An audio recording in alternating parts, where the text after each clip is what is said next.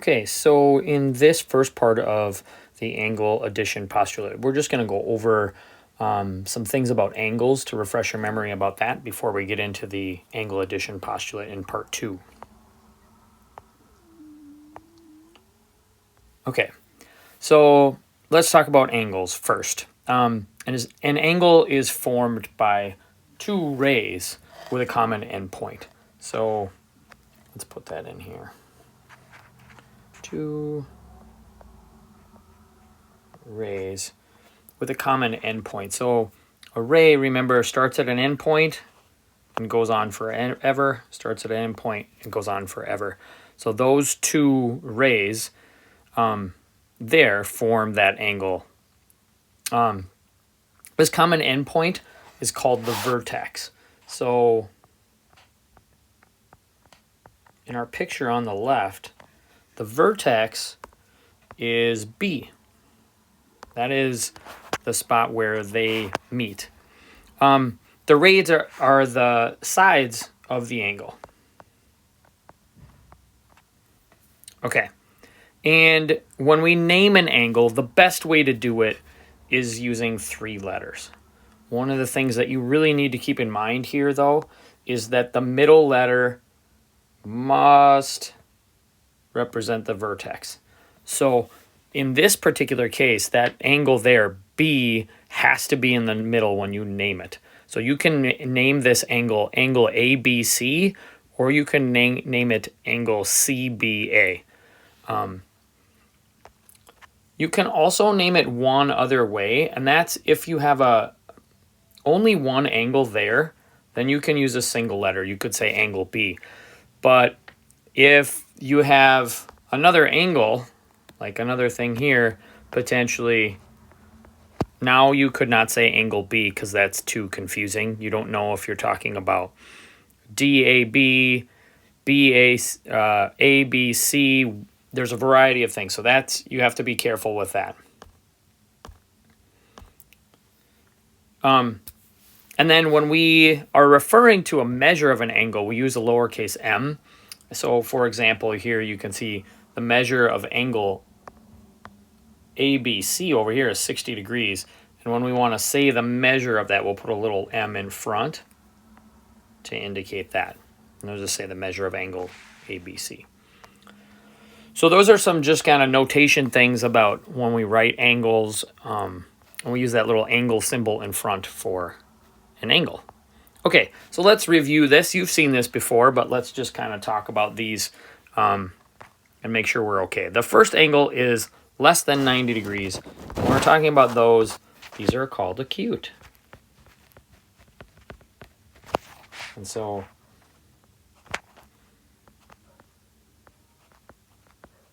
that's less than 90.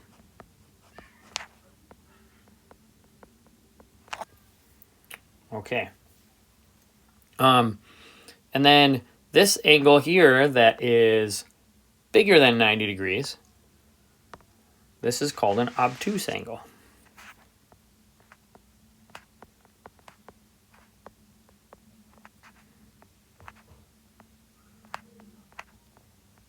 I don't know if I'm going to fit that in there.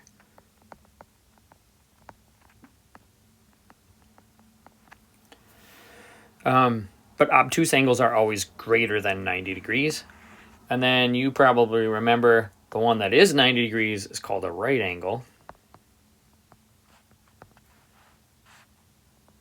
And that is equal to 90 degrees. Okay, and then lastly, this is called a straight angle. Straight across. So that makes some sense.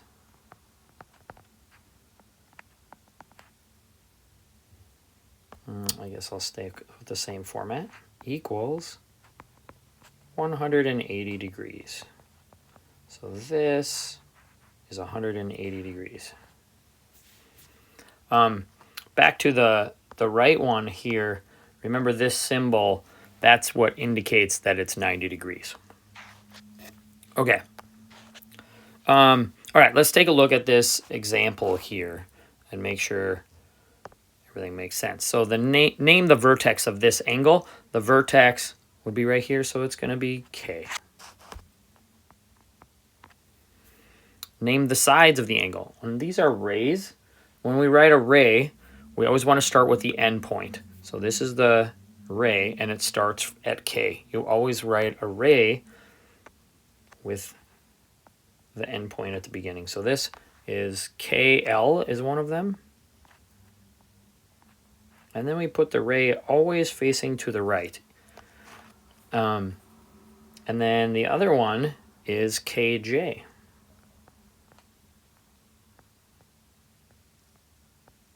A little tricky with my pen here.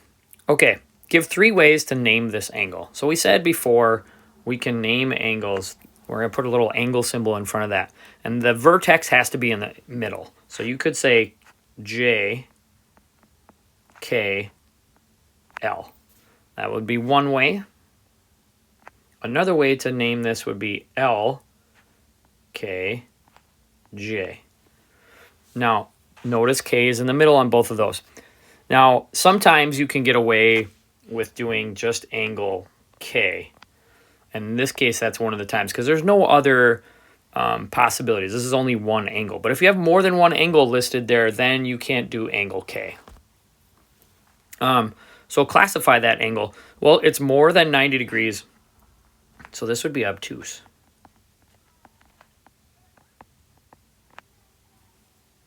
Okay. Hopefully that refresher makes sense. Let's just do another example here so that we're good, and then talk about congruent angles a little bit. All right. Name the vertex of this angle. This would be vertex. Let's go back to my pen. There we go. The vertex is S. Okay, name the sides. Well, I have 2 rays. One ray would be SR. I'm going to label it. We'll put the ray on there. And then the other one is ST. Okay. 3 ways to name this angle. Angle RST. S has got to be in the middle. So, because it's the vertex. So, and then another one would be TSR. Or we could also say, since there's only one angle there, we could say angle S. Okay, because of that symbol right there, we know it's a 90-degree angle, so this is a right angle. Okay. All right. If we have 2 angles that are congruent like this, so if the measure of angle A is equal to the measure of angle B, then the angles are congruent. And we write that, I'm going to put that in here as angle BA, is congruent to angle B. Remember, this is the congruent symbol. So angle A is congruent to angle B because they both measure 75 degrees, as you can see there. Okay.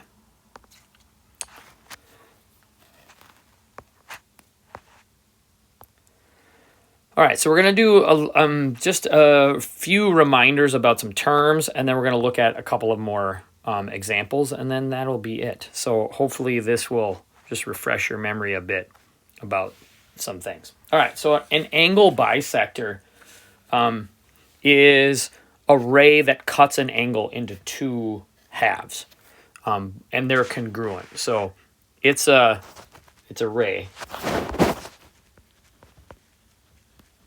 So in this case, the angle bisector is this ray right here, ray BD, and it cuts it in half. So, and to finish this out, it divides the angle into 2 congruent halves.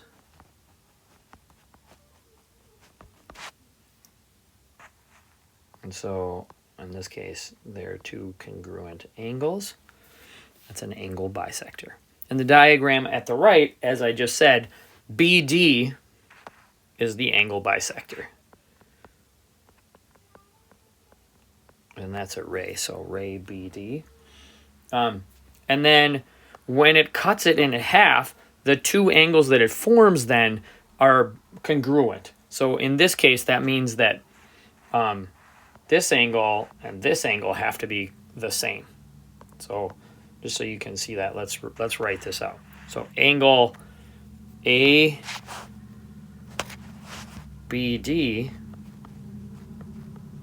then is congruent to angle DBC. Oops, I wrote DBC. There we go. So you'll see that when we want to say that two angles are congruent, we can use this symbol and then this symbol. That means they're congruent. It's like the tick marks for segments. Okay. All right, perpendicular lines and perpendicular bisector. So perpendicular lines are two lines that intersect or cross. I'm going to say intersect.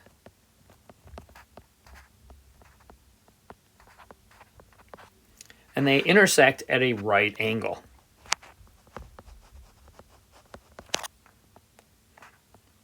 If you remember, perpendicular means they cross at a 90-degree angle. So perpendicular lines cross at a 90-degree angle or right angle. So the symbol for the perpendicular looks like this. It's kind of looks like a perpendicular thing, and that, remember, tells us that it's 90 degrees. So in the diagram at the right, line L is perpendicular to M. Okay, so that's those are perpendicular lines. And then perpendicular bisector. So we know that bisect means to cut into two equivalent halves, so two congruent halves. So a perpendicular bisector is one that cuts it in half and is also forms a 90-degree angle. So a line, segment, or ray that's perpendicular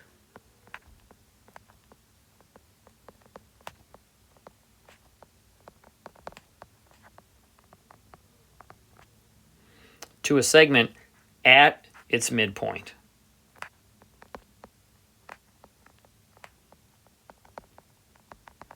So it cuts it in half, and that will be the middle of that segment. You can see here that those two segments are the same. And so in the diagram at the right, you can see that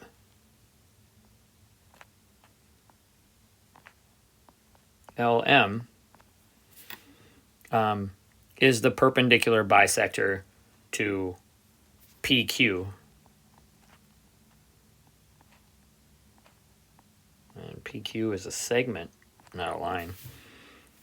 And it is because PQ is split into two congruent halves, and this is 90 degrees. So that makes it a bisector and then a perpendicular bisector.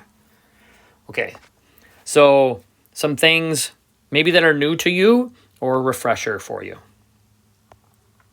All right, now let's look at a couple of examples to just kind of cement this for ourselves. So here's a kind of extravagant diagram, and so we're going to look at this carefully. Write another name for angle CBF. Let me switch to a different color here. So CBF is right here.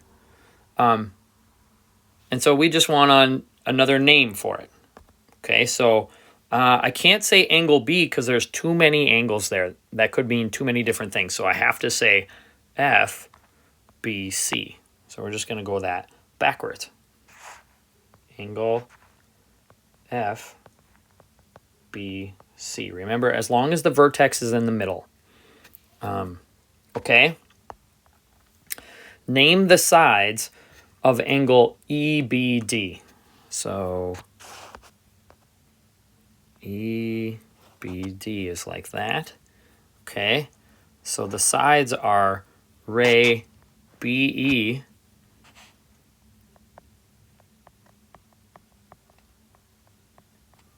okay, and looks like ray BD.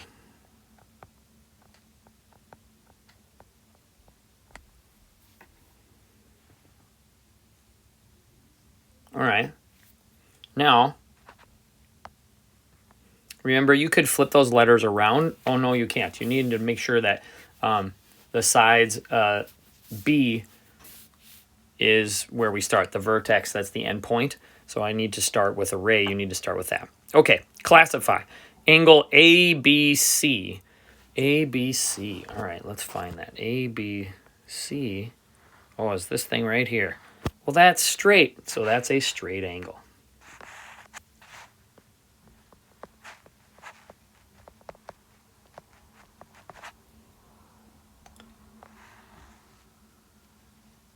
Okay. Give an example of an obtuse angle. Well, it looks like anything. We could go with the same one, but if we went around this angle right here, EBC angle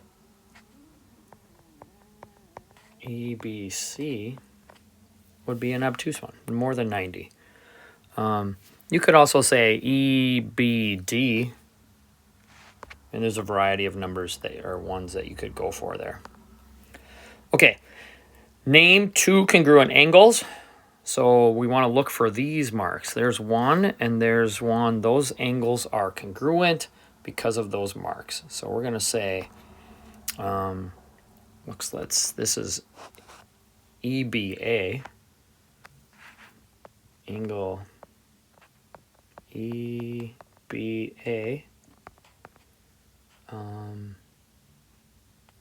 and the other one would be this one, so CBF.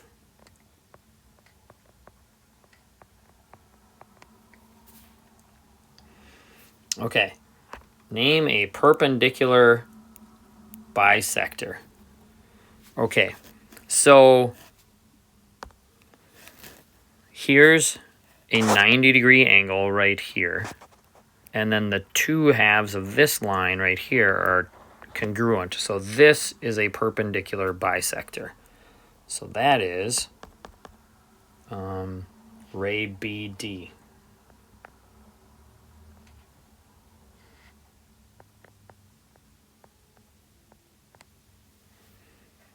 Okay. Good. All right. Now let's take a look at one more diagram with a lot going on, and we're going to just take our time and answer these questions. And I think we have then hopefully refreshed our memory about some angles. All right. Name the vertex of angle 2. The vertex of angle 2 is right here, and it is at T. So it's a point. All right. The sides of angle 4. So here's angle 4. The sides are TW, ray.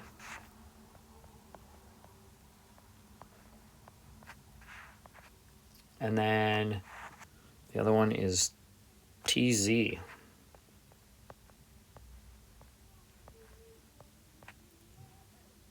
Okay. Write another name for angle 3.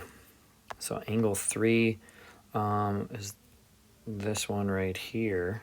So I want to do that. Let's see. Let's go ZTU.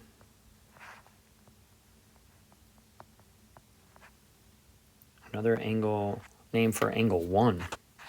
Okay, that's this one. So YTX.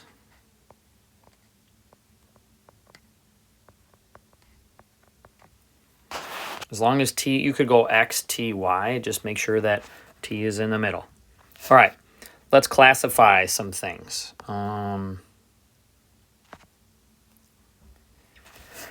Classify YTW. YTW. Oh, there's this thing in the middle, so we know that that's right then.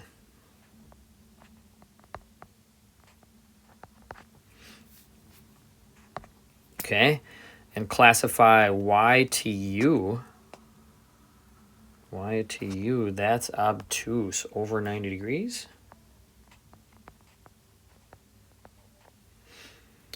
Okay, XTU. That's less than 90 degrees, so that is acute.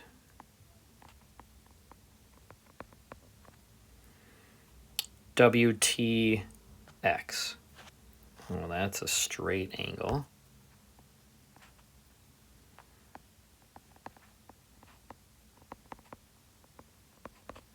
Okay. Name two perpendicular lines. That would be this line and this line because they form a 90-degree angle here in the corner. So we want to say, let's see, I'll just say line YZ. Again, we could use a different way to say that, but I'm going to go with that one. WX.